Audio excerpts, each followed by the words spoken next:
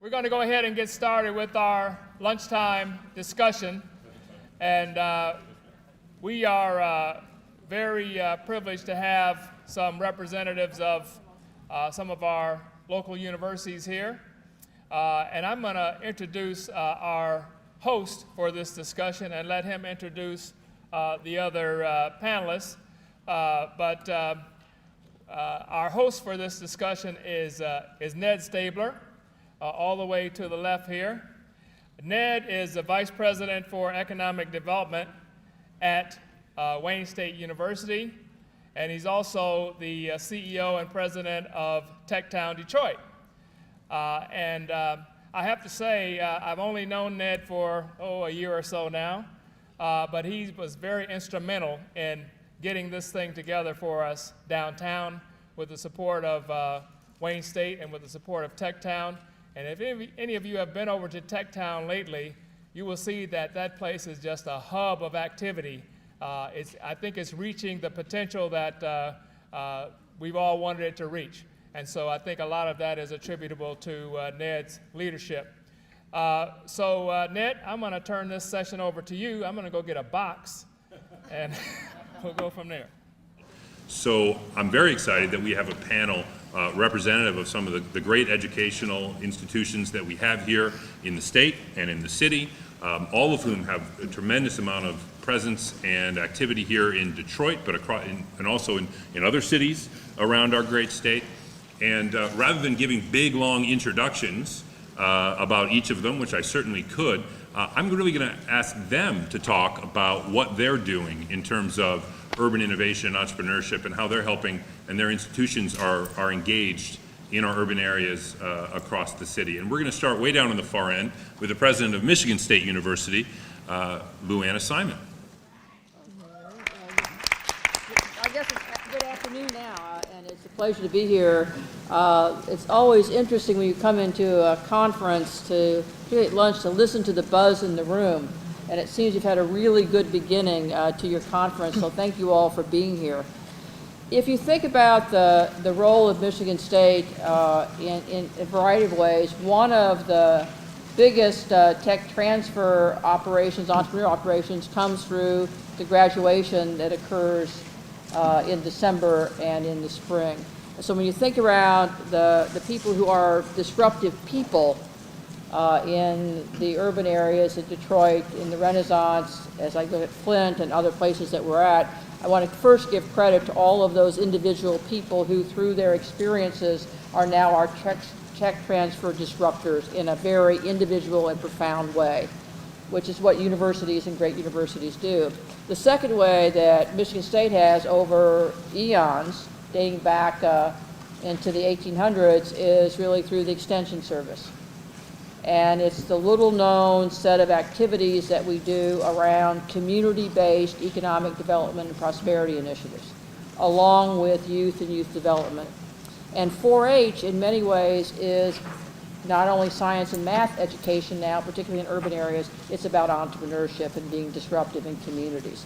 And that's a very important program, as we have offices throughout the area, in addition to the office that we have on Woodward, or the work we do in Youthville and those kinds of things.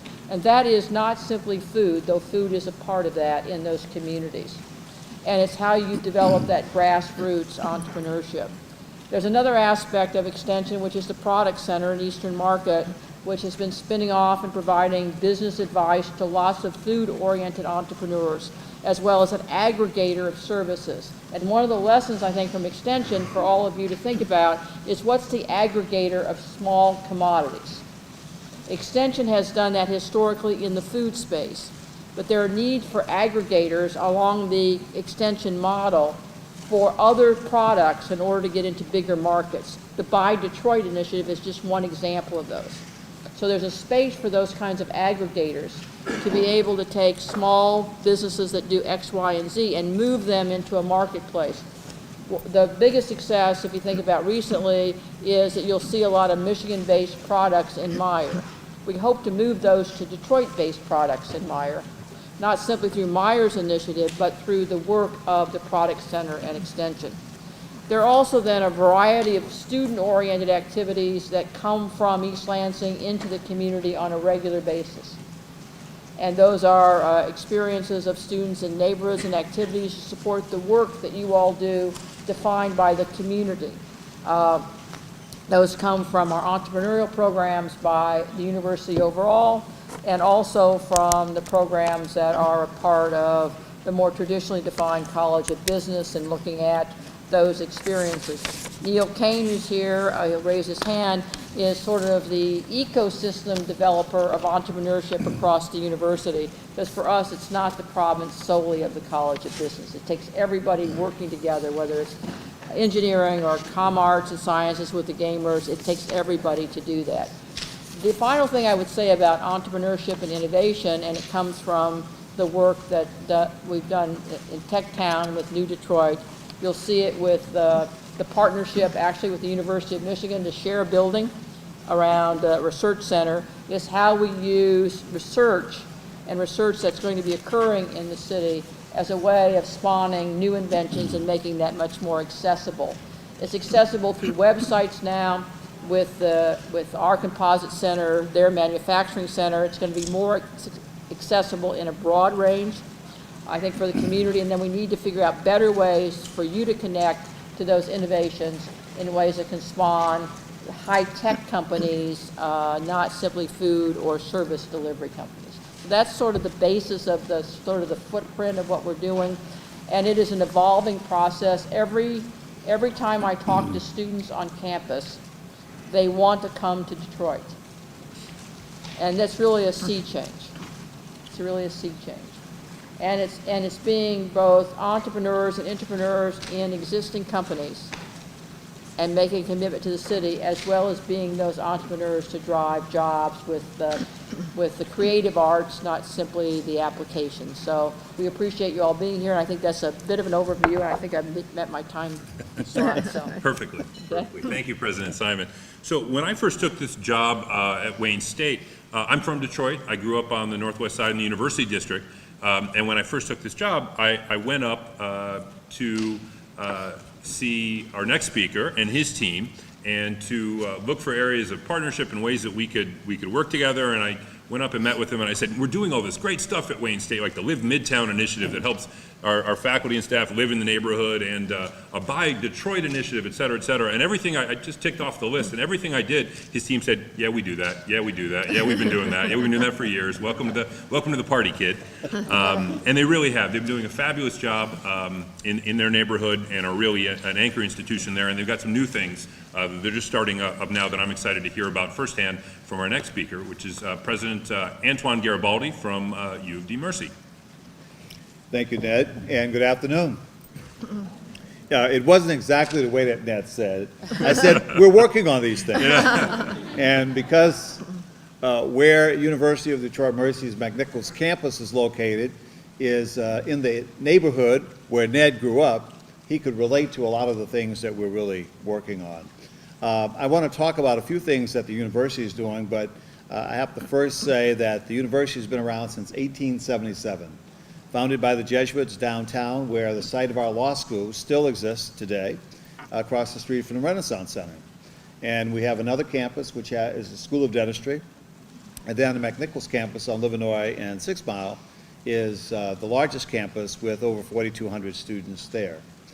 I understand that Dan Patera was on the program a little while earlier, so I'm not really sure that I can add a whole lot more than what Dan has talked about, but he probably talked a little bit about some of the things that he's doing with the Detroit Collaborative Design Center, and also as a professor of architecture, he's been very actively involved in the development of a Master of Community Development program, which is now almost in its 9th year, and has really generated quite a bit of interest from a lot of individuals, some of whom are changing careers in order for them to get more involved in entrepreneurship and working along with nonprofit organizations, as well as really working to develop community groups and neighborhoods to be stronger over the next several years. We've been, the way I think about entrepreneurship, and this is my 5th year at University of Detroit Mercy, is I think about the university as being a place that provides entrepreneurship in some instances, and then in other instances, it make sure that the environment around the university is convenient and also compatible for potential businesses. And we have both of those. University of Detroit Mercy is actually the first place that I've been that doesn't have a small development center, a small business development center, but I would say that the Detroit Collaborative Design Center in the School of Architecture and our College of Business Administration really provides the kinds of assistance that prospective entrepreneurs really need in order to get a business started, or assistance that they may want in order to get the venture capital that they need in order to expand some of their businesses. So the Detroit Collaborative Design Center has spent a lot of time working along with small pop-ups around the city to make sure that some of those businesses really can take their small business and gradually grow.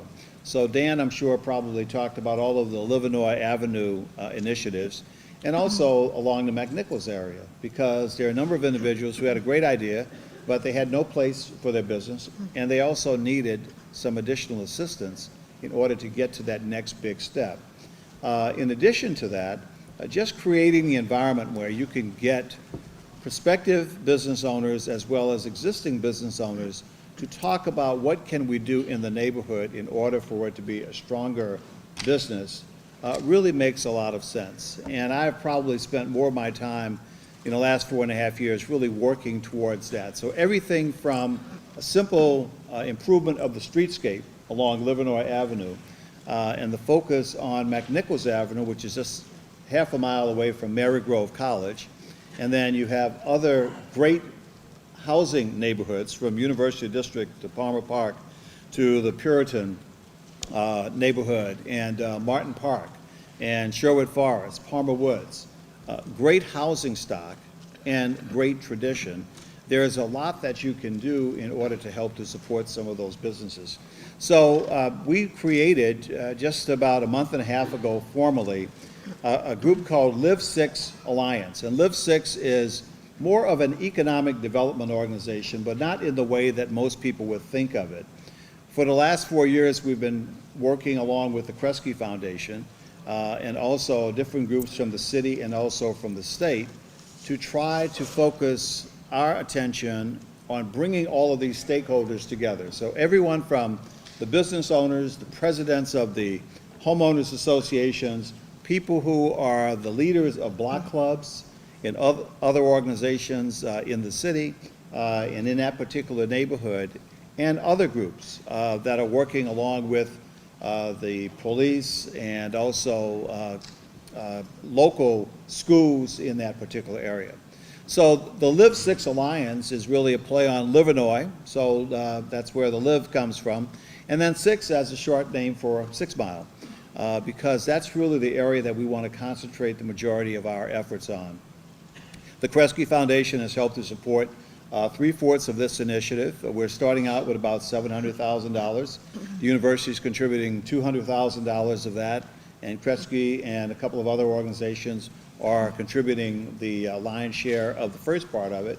But we're going to use that as a way to begin to bring these groups together, and then also to go out and seek funding for the kinds of things that our stakeholders and our neighborhood groups and our business owners really need to have.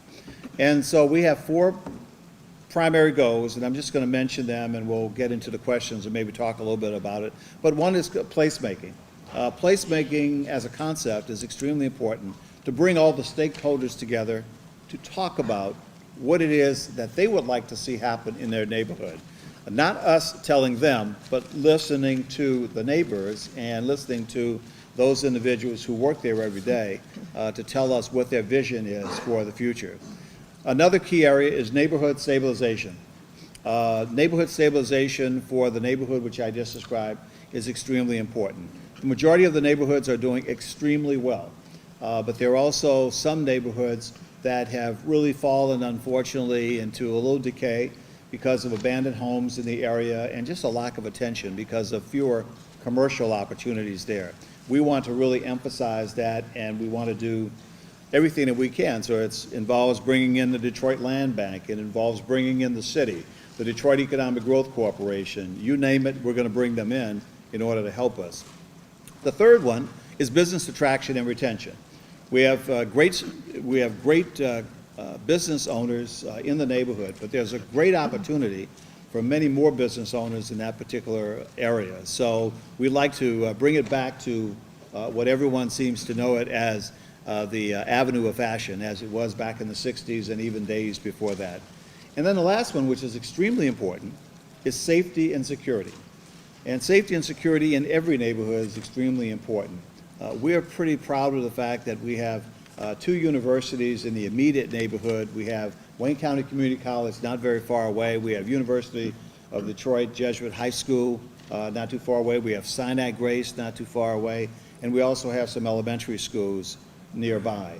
So the university can assist our local police and law enforcement efforts in the area of safety and security to make sure that it's an area that's attractive enough that a prospective business owner wants to come in and open up a business there, that other individuals want to come and live in that neighborhood and invest in property there, and then also that it's a great place that will be able to sustain schools and all of the other kinds of things that you need for young, growing families. Well, thank you, President Garibaldi. You know, UDM can trace its Detroit roots back to 1877. We've got you beat at Wayne State. We'll go back. We'll go to 1868. But unfortunately, our next speaker, I think, is gonna beat us both. She's She was all of it, 1855, so We win! We finally win, right? Well, what can you say? so they're out in Ann Arbor. It just took 10 seconds, that's all. Oh boy, too soon, too soon. I promise there will be no football references wasn't today. the one- President Garibaldi, could you? See, people were just eating and they needed a little laugh, that's There you all, go. that's all. Wayne State's football Wasn't team me. won. I know. Our football team won this weekend too, so we feel pretty good.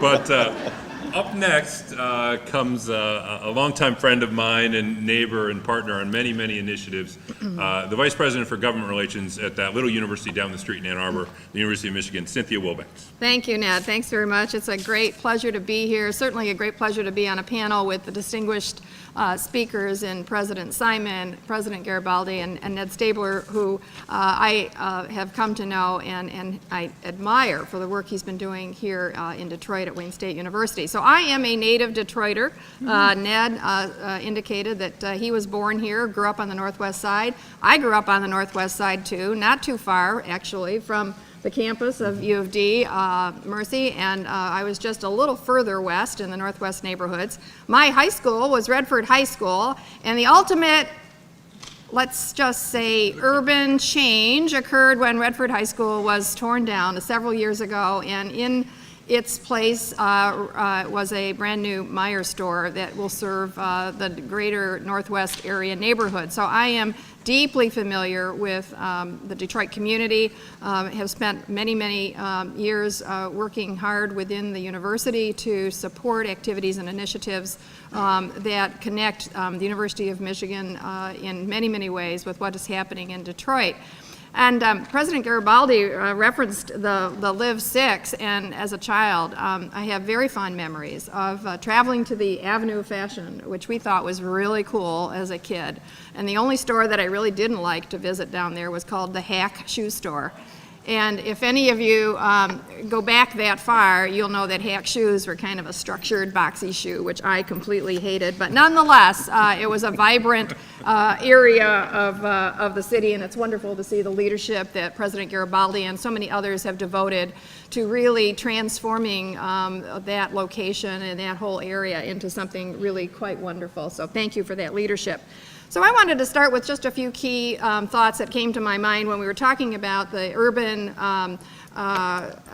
entrepreneurship and really the whole explosion of activities. And so I started thinking about a few cliches. One, the genie is out of the bottle.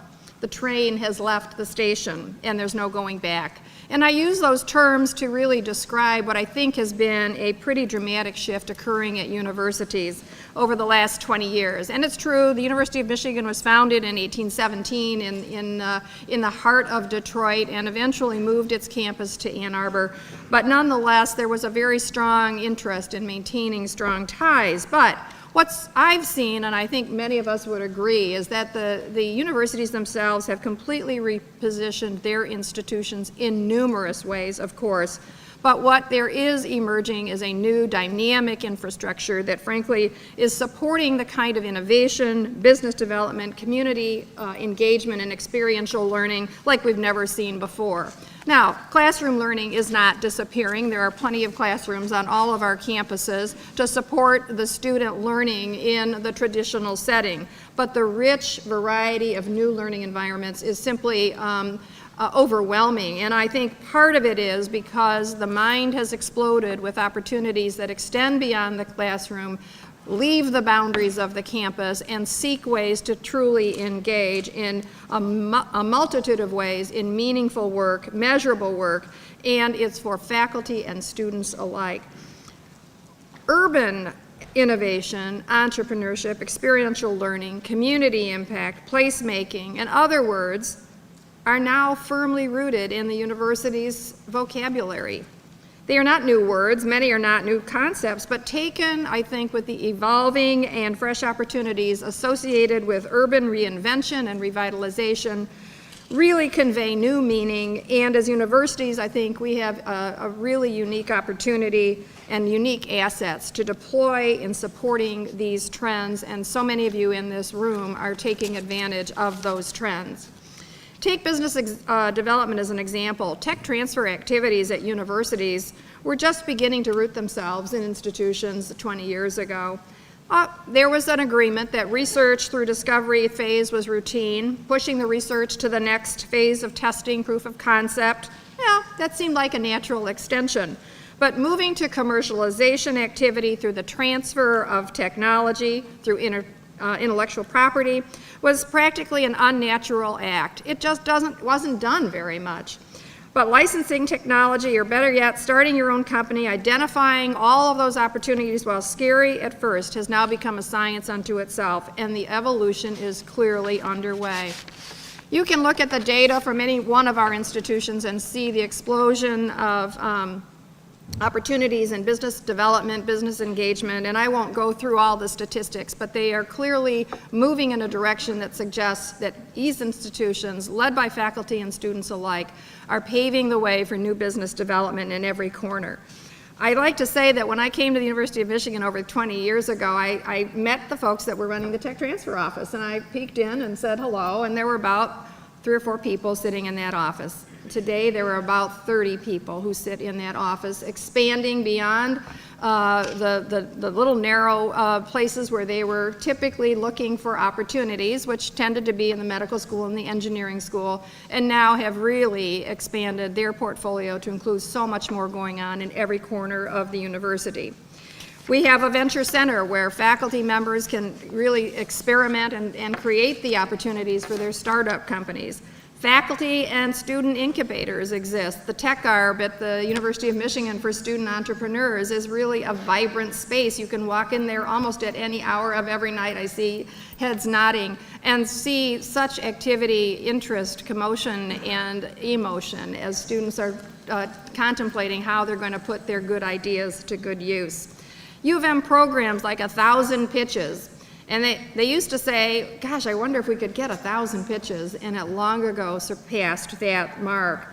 TechArb, hackathons, all kinds of new programs, including the umbrella of Innovate Blue, coupled with Techstars, Accelerate Michigan, New Economy Initiative activities, and the Michigan Economic Development Corporation really have created a multitude of platforms and a multitude of opportunities for student entrepreneurs and faculty to test their ideas for feasibility, durability, and sustainability. It's an environment that simply didn't exist 20 years ago.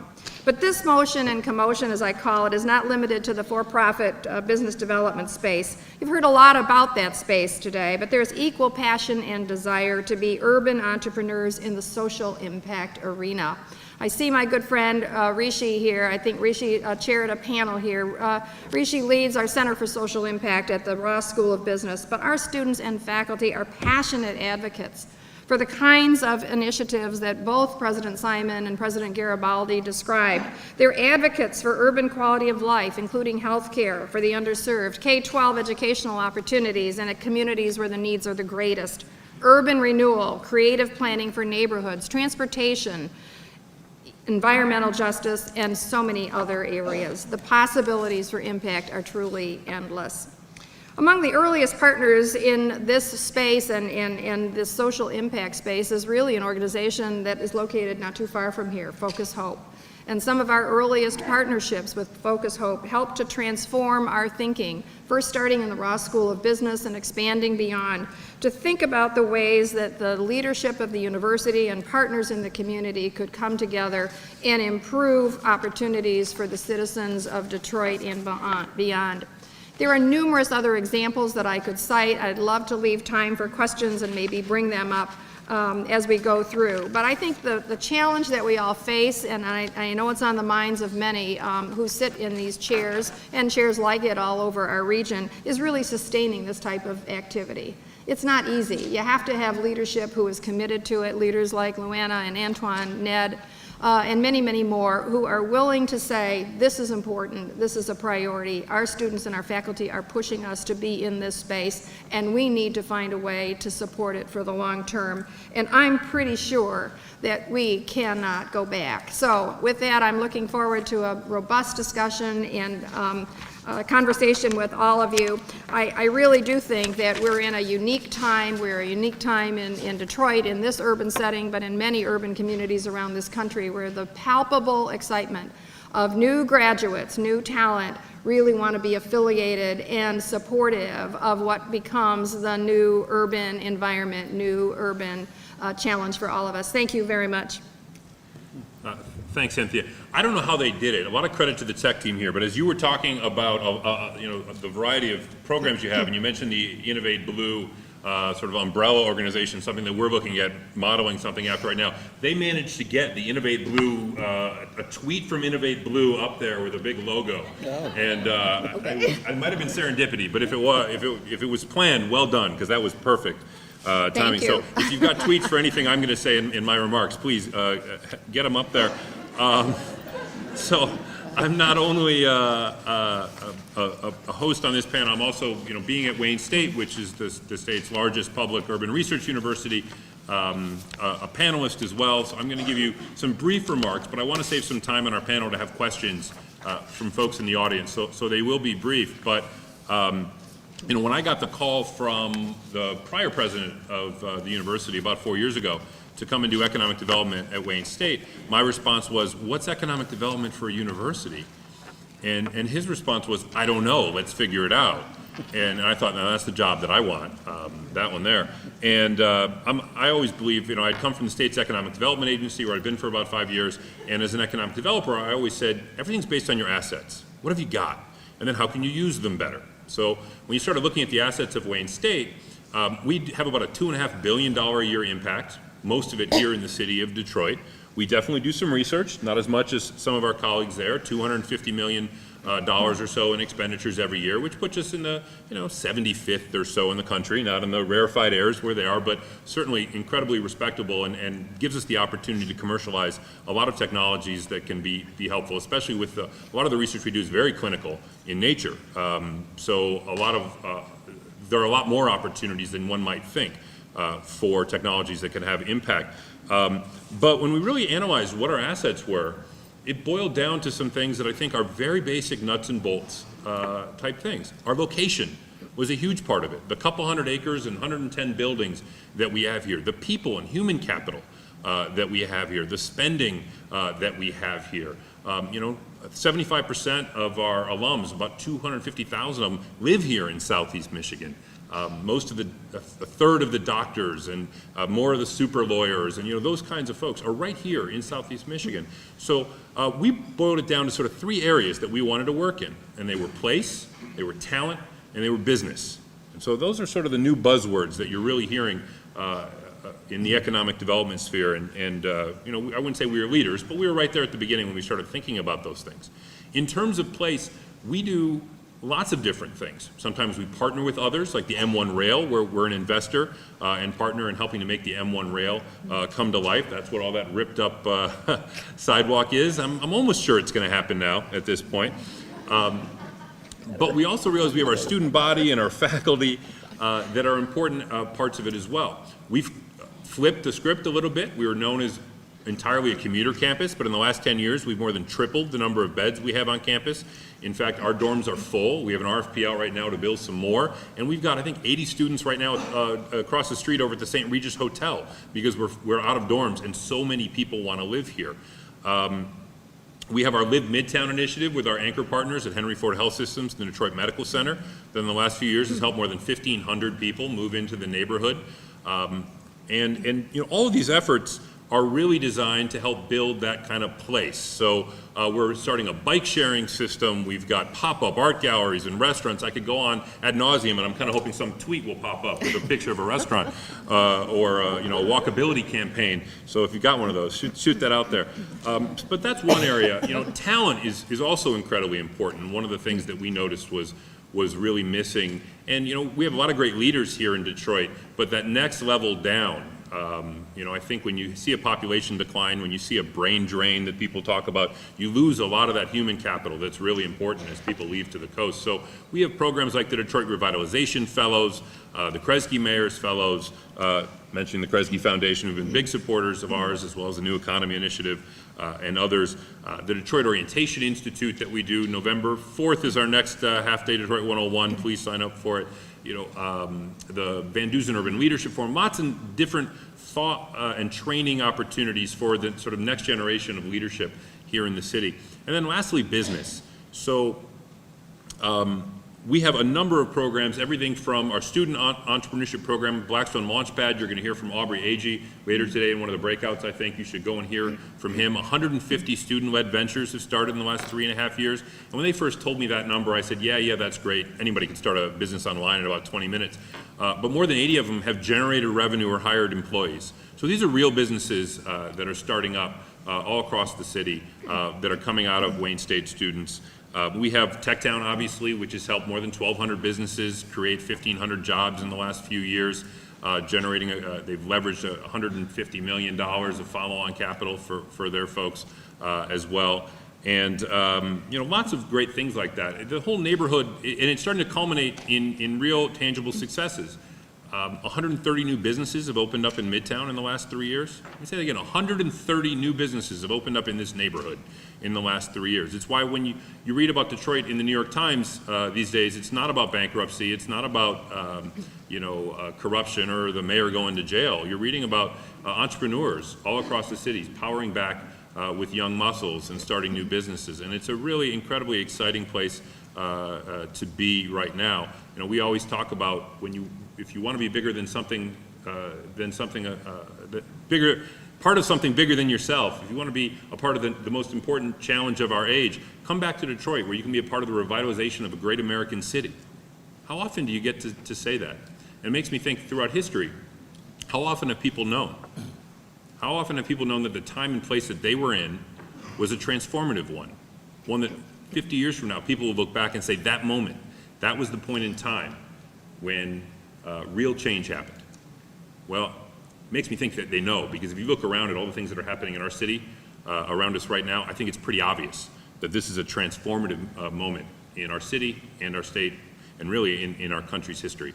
And we're just proud at Wayne State to get to be a part of it as well. So with that, I want to ask a couple of questions to folks here on the panel, and I want to make sure we have some time to open it up to the community as well to ask some questions. I'm going to start with President Garibaldi. You mentioned the Live 6 initiative. And you know, we at Wayne State, as part of our anchor initiative in Midtown, we certainly worked with some of the consultants on how to do knowledge transfer and some of those kinds of things. And some things are very similar, some of the aspects of it. But I would hope if you could talk a little bit about the differences. You know, what's different up in the neighborhood on the Northwest Side that's different from what we're doing here? What are you focusing on as the key areas to build sort of the community development in and around your campus? Well, I think the most important one is really bringing people together, and I want to first acknowledge the fact that, you know, while we are a university in the Northwest neighborhood and also downtown and also in Corktown, we work very closely with Michigan State, Michigan, and Wayne State University. We can't do it all by ourselves, and there is so much that is similar about what we're doing that we really need to collaborate. So one of the important things about the Live 6 Alliance is really bringing people together from the different neighborhoods and getting them to talk about some shared vision. One of the things that the Detroit Future City did so well, and Dan Patera led that effort, is the effort on civic engagement. When you hear him say that they interviewed close to 60,000 people and asked them what would they want in a new Detroit, that's a lot of engagement. And the same kinds of things we have to do in our neighborhood. So there are businesses, for example, that some of the neighbors would like to see in our area that doesn't currently exist. I mean, think about it. Within the last 2 years, there were only two major, and I call them major, groceries markets in the area. Now there's the Meyer with the Gateway project on 8 Mile and Woodward, so that people are coming from Ferndale and they're coming from other parts of the suburbs to shop in Detroit, which is great for the city and also good for Detroit dollars.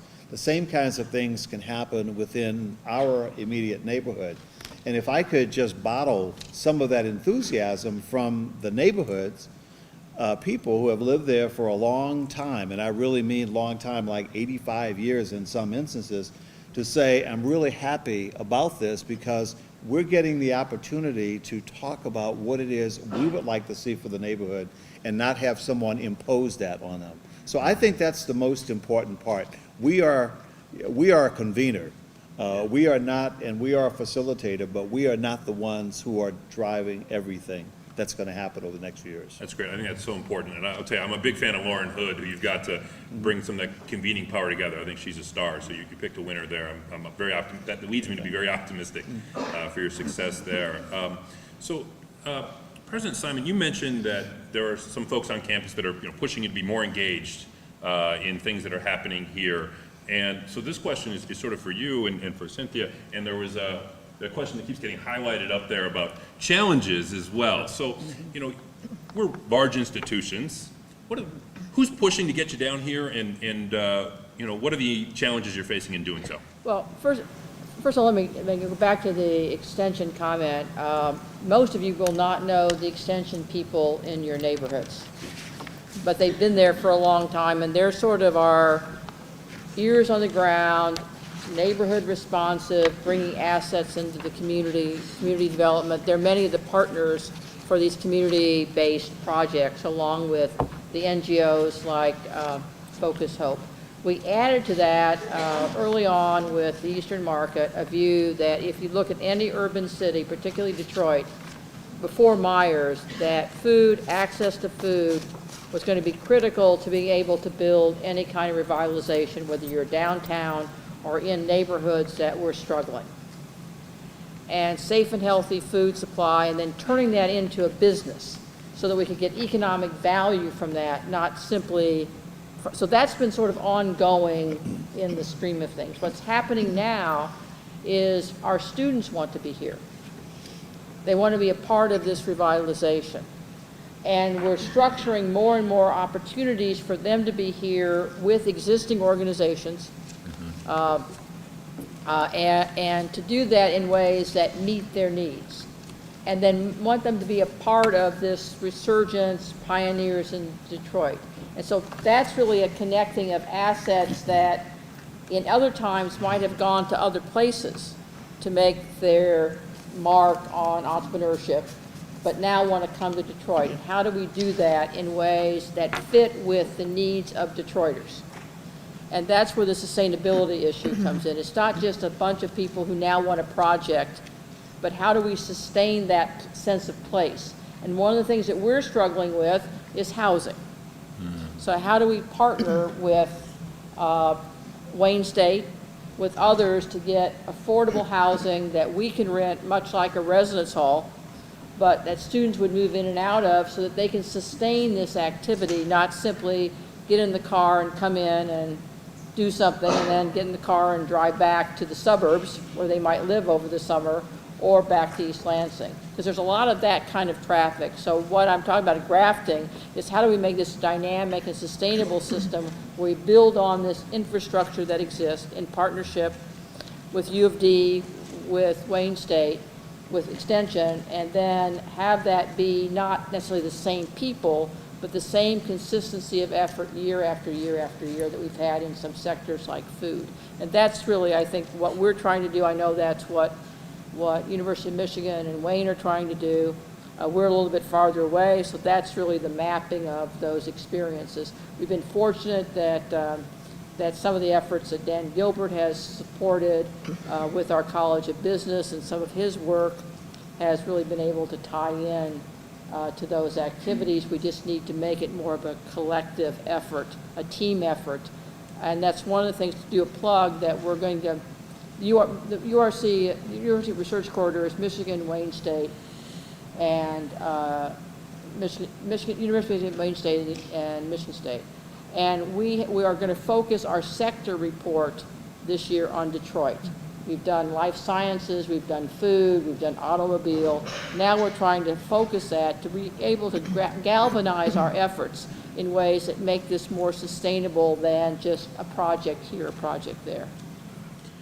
Cynthia, how about from U of M's perspective? So I'd echo many of the comments that President Simon made with respect to supporting student and faculty engagement and the challenges really in sustaining it. So more than 10 years ago, about 7 or 8 of our schools and colleges at the Ann Arbor campus, in collaboration with our colleagues at the U of M Dearborn campus, decided that it was the right time and a good time to put a set of activities in the city of Detroit. And we opened the Detroit Center on Woodward Avenue, and Michigan State's facility just a few years later came to be neighbors, and we occupy space now on Woodward Avenue right along the M1 rail that President Garibaldi is investing in, so thank you. We do appreciate it. But I do think that the sort of the place of the center is a focal point, but it is by no means the only place where activity goes on. And while there are thousands of visitors and important activities that take place at the center, there are equally high numbers of activities that are going on all around the city and in a lot of different sectors. But transportation really is one of the big challenges. Even though we're slightly closer than the Michigan State campus, we still find that transportation issues are really very, very challenging. And of course, you know, we're looking at ways that fit student schedules, that fit faculty schedules, that fit traffic patterns. I mean, there are all kinds of dimensions around that transportation issue that we're still trying to figure out. We have had a connector between the Ann Arbor campus and our Detroit Center and have made use of it. We're in the second year of it, but you know, provosts who are managing the budgets want to know if it's effective. Is it being utilized? Are there enough riders to justify, you know, the expense? If this isn't the way, is there a different way? We've long heard about the east-west train options or some kind of commuter options between the local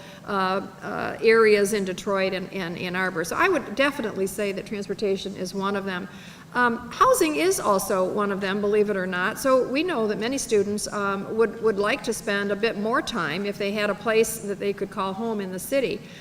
We started a semester in Detroit program modeled after our Michigan and Washington program, where students spend a full semester in Detroit. Actually, they're housed at Wayne State University in a wonderful partnership, but we're in one of the residence halls there. And about 20 students, and I think the program could actually grow if we had space. But nonetheless, well, I see maybe something developing here, actually. We're out of space. They're out of space. They've got an RFP out. Maybe we should be talking. What do you think?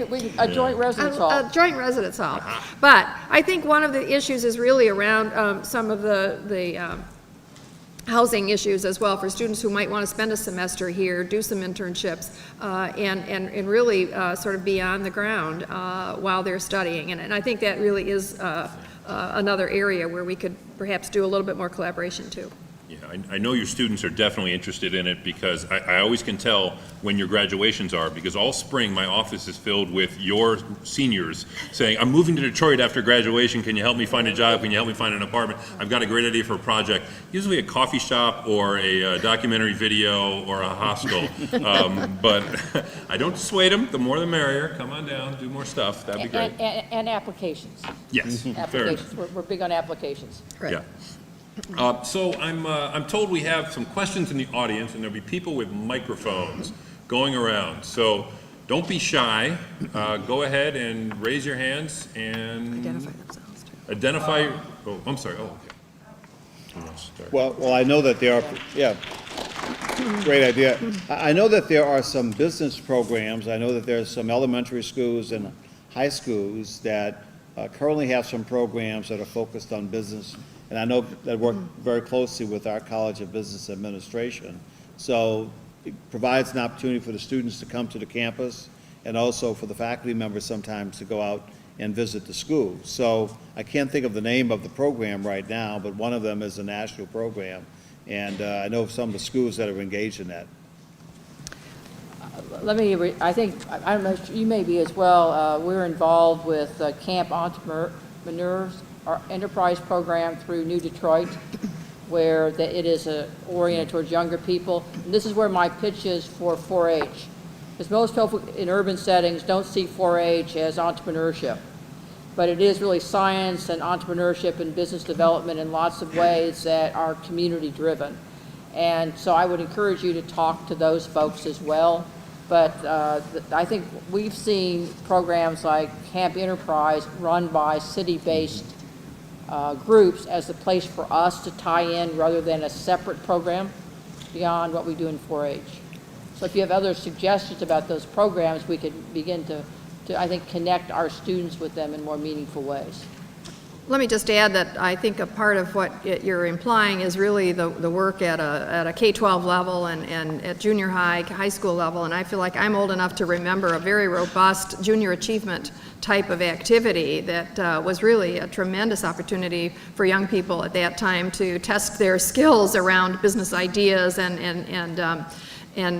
having a taste, if you will, of what it meant to be a part of a business. But I think that through many of the K-12 outreach opportunities that we are creating, there are elements of those activities that really are leading through an innovation cycle as well. So it's not just, STEM for STEM's sake, it's STEM for the opportunities that it might create for a student thinking about a career or exposure to what it would take to start a business if they were, proficient in one of the STEM fields or the humanities for that matter, in any number of areas. But I think all of us are doing a lot, and frequently the lament is that we don't even know all of the things that are going on, and it's hard to catalog that in a way that gives the public a means of understanding that level of interaction, collaboration, and support for the kinds of activities that you're actually talking about. Yeah, I think it's tremendously important, and us being here in the city, we have dozens of programs that interact with K through 12 level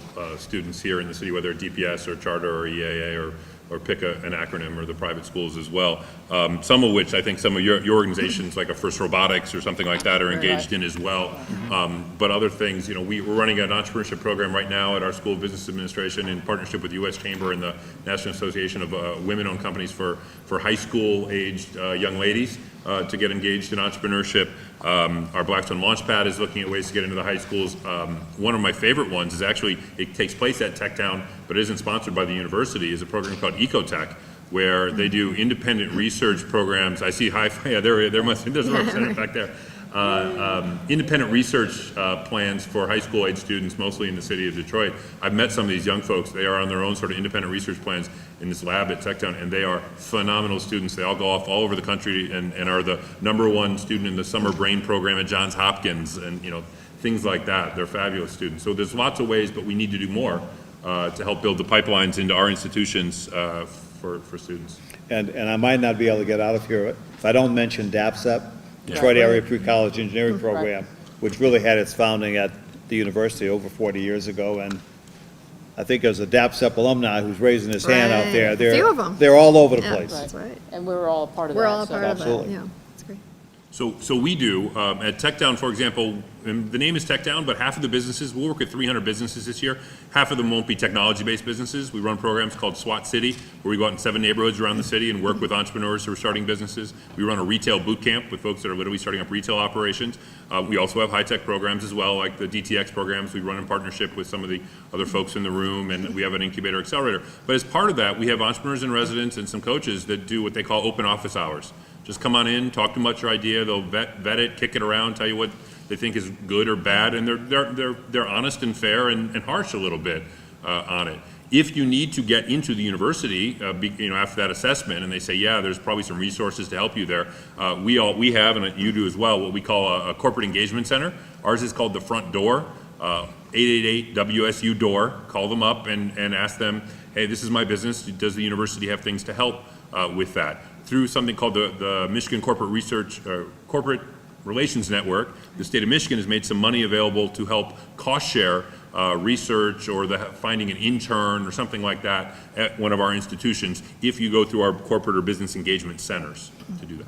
Let me just add that this is an area where we partner very closely with the local economic development organizations. So in the Ann Arbor region, it's the Ann Arbor Spark. In Detroit, it might be the Detroit Economic Growth Corporation. It certainly could be resources at TechTown. But I think most of us look for ways to partner so that we can maximize the resources and not just replicate them, by campus or by region. And it has worked really, really well. And my former president at the University of Michigan said that the new coin of the realm really in higher education is partner or perish. The old one was publish or perish, but partner or perish. And I think that really extends to so many of the ways in which we've extended our resources to those in the business community, the entrepreneur community, and the innovation community.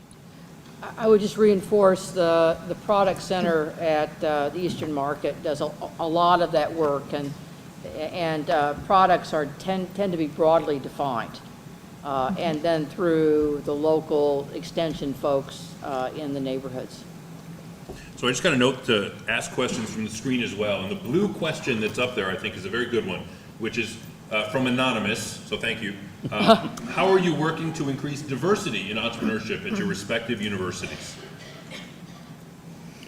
Well, I think if you would go down Livernois Avenue, you'd see that there's a great deal of diversity there.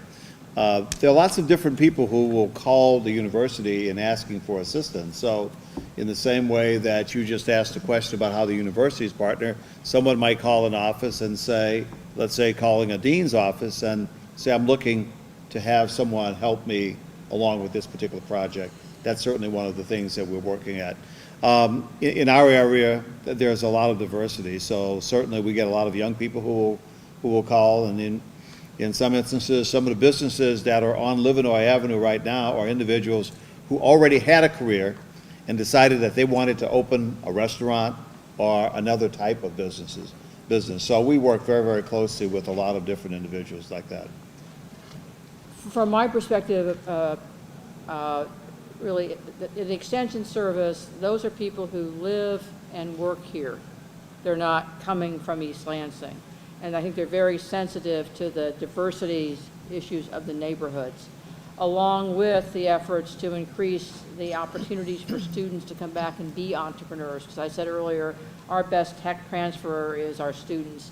And right now, a third of our students come from Southeast Michigan, and our diversity numbers very much reflect Southeast Michigan.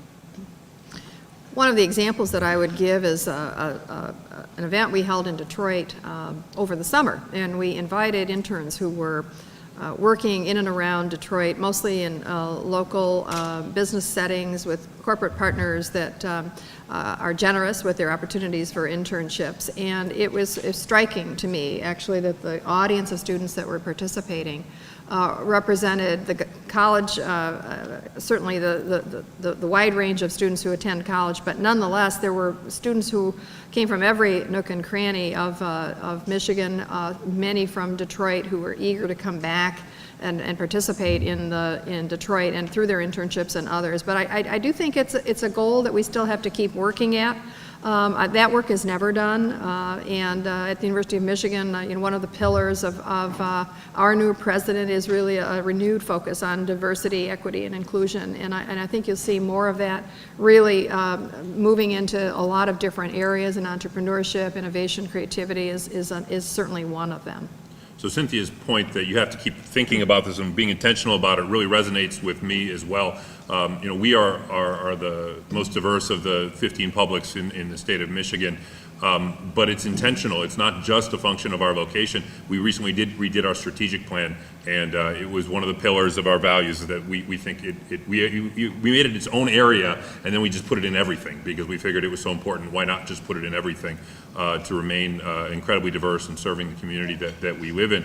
And specifically about entrepreneurship, I always say that TechTown is where the stereotype of the young white male entrepreneur goes to die. Because when you come and look at the clients that we serve, more than half of them are over 50 years old, 60% of them are not white, and more than half of them are women. So we are really serving a very diverse client base of entrepreneurs, and I encourage you to come into TechTown on any given day, and you will see a very representative community there. It's actually a lot of fun. So I've got you've got a couple issues there that are related. One is on safety, and I could not agree with you more. I wish I had a magic answer. Typically, I think markets work, and this is a broken market, and I think the reason why it's broken to some extent is around safety. When you have a house that's worth $5,000 or $1,000, and you pick it up and move it 2 miles west across an imaginary border, 8 Mile or Alta, whatever it is, and suddenly it's worth $100,000. That market is broken, and the reason why is around safety. And so at Wayne State, we took it upon ourselves to go out and spend a lot of money policing a 4 square mile area around our campus. And since 2009, we started doing that. Crime is down 60%. You're now safer in our neighborhood in Midtown. Yeah, Chief Holt and his team deserve a huge amount. You're safer in Midtown than you are in East Lansing or you are in Ann Arbor. And I tell people that all the time, and I live in Ann Arbor, and they look at me like I've got an arm growing out of my head, and I show them the data. It's true. We were just named one of the 50 safest college campuses in America. And it's not just our campus, it's the whole neighborhood. And it leads to those businesses coming in, it leads to children being able to walk around, and that's important for economic development. It's a requirement. How do we get that out in the other 136 square miles around the city? It's not easy to do. We were down with DPD on Tuesday, trying to work with them and try to support them any way we can on retention of their officers and the morale and the training and the data that our Center for Urban Studies can do. And we're going to continue to work with them any way we can, or the mayor asks us to. But that needs to happen first. To your second question, how do we connect folks in other neighborhoods that aren't in Midtown or downtown or in the University District with the great institutions that are here? I'm a big believer you got to go meet people where they're at. I mean, you just have to go to them. You can't build it and they will come. You have to go to them, which is why a program like SWAT City goes into 7 neighborhoods around the city. We didn't build TechTown and say, come to TechTown. You can. It's open. Please come to TechTown. But we're not going to wait. We're not going to sit there and wait for you. So we go out and we hold office hours in coffee shops or in restaurants or in stores or community centers, and we work with local community development corps in neighborhoods to identify people looking to start businesses. So please, we're going to come to you because I think we need to do that. Let me first say that our students are very actively involved. We have an Institute for Leadership and Service that really spends a lot of time. These are 1,000+ students. Spend a lot of time around the entire city. Many of those students spend a great deal more time working with young people as well as senior citizens in the immediate neighborhood. When you and I talk after this session, I look forward to giving you the name of the precinct chief of the 12th precinct. We work very closely with the 12th precinct and all of its officers, and really have been working hard over the last 3 years to get our authority, like Wayne State has, in order to patrol around the immediate neighborhood. Some 9 years ago, the university and all private universities in Michigan lost that authority. And the university invested a lot of resources as a way to try to get that power restored. In the last 2 or 3 years, we've come much closer, and there's currently a bill in the legislature that is looking forward to supporting that. I think we're very, very close. We've met with the governor's staff. Chief Craig is a strong supporter of what it is that we're going to do because he knows what we did 30 years ago when he was a young police officer. So those kinds of things would really help. It's the perception that there is even more safety and security around as a result of that visible force. And I spend a little time every month sitting on the Police Chief's Citizens Advisory Board, along with our police public safety chief, Letitia Williams. So we are very concerned about that too, and that's why I said safety and security is really one of the pillars of our Live 6 initiative, because you can't get people to come in and start up a business if you can't guarantee the kind of safety and security that they need. And the same holds true for neighborhood stabilization as well. So I think that we're getting really close at that, and we hope that we can have that bill passed so that we can begin to have that authority and any other private institution. Because, you know, Ned, Chief Holt, they get so much attention and so much positive support. Same holds true for the hospitals. I mean, Henry Ford and DMC, they are able to have their private police force. We are not. So I think it will be a real big win for all of the private universities so that we can provide the same kind of additional safety that our public institutions currently provide. So we're just about out of time. I'm going to use the host prerogative and ask one last question, but it's going to be a one-word answer, and I'll even go first so you have some time to think about what the one-word answer is. But I think we all know that it's pretty clear, it's palpable, there's a revitalization going on here in the city. We're all engaged in it pretty significantly, and I think the success of it is really important to all of our institutions' future. So I'm going to ask for one word that sums up your relationship, the relationship of your university to the revitalization efforts that are going here in Detroit. So I'm even going to go first. Now that I've asked it, I'm going to riff for a second or two while you think of your word. The word I'm going to throw out there is committed. We're committed to it. I'm going to riff for another minute while Cynthia's thinking of hers. Do we have to have a different word? Everybody has to have to, no? If you all want to be committed, be committed. Well, We'll tweet that. Add to committed, expanding. Great. And I'm going to keep up with the E's and say engaged. And I'll echo all that and say evolving, because we need to change with you, not simply do our thing, but need to change with you. It needs to be evolving. Great. Please join me in thanking our great panel tonight. Okay.